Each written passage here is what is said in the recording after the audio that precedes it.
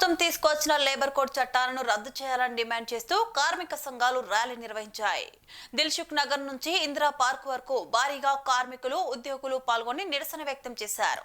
చేతుల్లో ఐఎన్టీయూసీ జెండాలు, ప్లకార్డులతో నినాదాలు చేస్తూ ముందుకు సాగిన కార్మికులు 4 లేబర్ కోడ్లు కార్మిక హక్కులను హరించేవని ఆరోపించారు. పర్మనెంట్ ఉద్యోగాల స్థానంలో కాంట్రాక్ట్ విధానాన్ని ప్రోత్సహించడం, యూనియన్ హక్కులను బలహీనపరచడం వంటి అంశాలపై ఆందోళన వ్యక్తం చేశారు. కేంద్రం తీసుకొచ్చిన కార్మిక చట్టాలను వెంటనే రద్దు చేయాలని డిమాండ్ చేశారు. కార్మికుల హక్కులను పరిరక్షించేందుకు ఐక్యంగా పోరాడాలని పిలుపునిచ్చారు.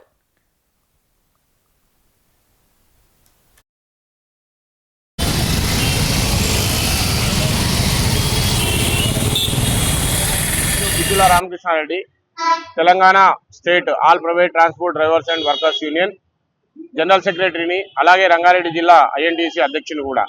మేము గత 15-20 రోజుల నుంచి కూడా భారతదేశ వ్యాప్త సమ్మె చేయాలని, మరి ఏదైతే మోడీ ప్రభుత్వం తీసుకొచ్చినటువంటి 4 లేబర్ కోడ్లను రద్దు చేయాలని చెప్పేసి, అలాగే ఇందులో వాహన సారథి పోర్టల్ ఏదైతే ఆటో డ్రైవర్ మిత్రులకు మరి వారి లైసెన్స్ తీసుకోవాలంటే క్యాబ్ నడపాలని ఒక విధానం తీసుకురావడం, అలాగే మరి 2025 అగ్రిగేటెడ్ గైడ్లైన్స్ లో మరి చట్టం ఏం తీసుకొచ్చిందంటే తెల్ల ప్లేటు ఈవీ వెహికల్స్ నడుపుకోవచ్చు అని కూడా తీసుకురావడం జరిగింది.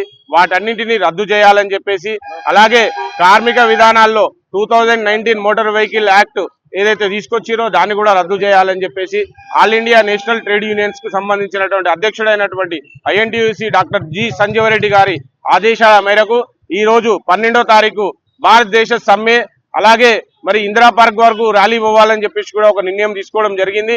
కార్మిక లోకానికి అందరికీ గత 15 రోజుల నుంచి కూడా, నెల రోజుల నుంచి కూడా ఈ అడ్వర్టైజ్మెంట్ ఏదైతే బంద్ గురించి చెప్తున్నా కానీ చాలా మంది మిత్రులు దీన్ని మాకు తెలియదు అని ఒక బూచి చూపిస్తూ ర్యాపిడో, ఓలా, ఊబర్ యాప్లు నడుపుకోవడం, అదే ర్యాపిడో, ఓలా, ఊబర్ లో కూడా తెల్ల ప్లేట్ వాహనాలను మరి రిజిస్ట్రేషన్ చేసుకోవచ్చు అని ఒక జీవో తీసుకురావడం జరిగింది. వాటన్నిటిని వ్యతిరేకిస్తూ, అలాగే మా ఆటో మిత్రులకు 2013లో ఏదైతే రేట్ ఫేర్ పెంచారో ఆ తర్వాత ఇప్పటి వరకు రేట్ ఫేర్ కూడా పెంచడం చేయలేదు. కాబట్టి దీన్ని ఒక జీవో రూపంలో ఈ రోజు ఉన్నటువంటి మా ప్రభుత్వం అయినా సరే మేము రోడ్డు మీదకి వచ్చి జెండా పట్టుకొని కార్మికుల కోసం మేము కొట్లాడుతున్నాం. కాబట్టి వీళ్ళకు రేటు పెరగాలి, రేటు పెరిగితేనే వీళ్ళ యొక్క జీవనాభివృద్ధి పెరుగుతుందని చెప్పేసి కూడా మేము ఈ మీడియా ముఖంగా తెలియజేస్తూ, ఖచ్చితంగా ఈ రోజు ఈ బంద్కు సహకరించినటువంటి మా మిత్రులందరికీ హృదయపూర్వకమైనటువంటి ధన్యవాదాలు.